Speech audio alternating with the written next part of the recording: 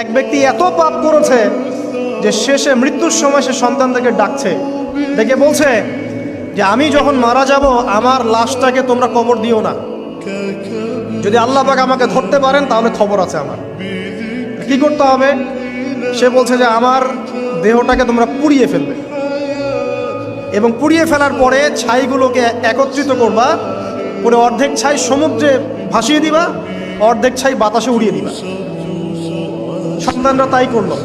মৃত্যুর পর আল্লাহ পাক এই সমুদ্র এবং জমিনকে বাতাসকে আদেশ করলেন যে তোমরা ছাই জড়ো করে দাও। আর মানুষ আর জিন আল্লাহর কথা না শুনলেও এই প্রকৃতি আল্লাহ পাকের কথা শোনে। তো প্রকৃতিকে আল্লাহ পাক আদেশ করলেন এই সমুদ্র ছাই জড়ো করো, এই বাতাস ছাই জড়ো করো। তারা ছাই জড়ো করে দিল। এই ব্যক্তিকে বলা হচ্ছে তুমি জীবিত করে, আল্লাহ পাক বলছেন তুমি যে এই কাজটা করেছিলে, লিমা ফাআলতা হাদা, তুমি এই কাজটা কেন করেছো?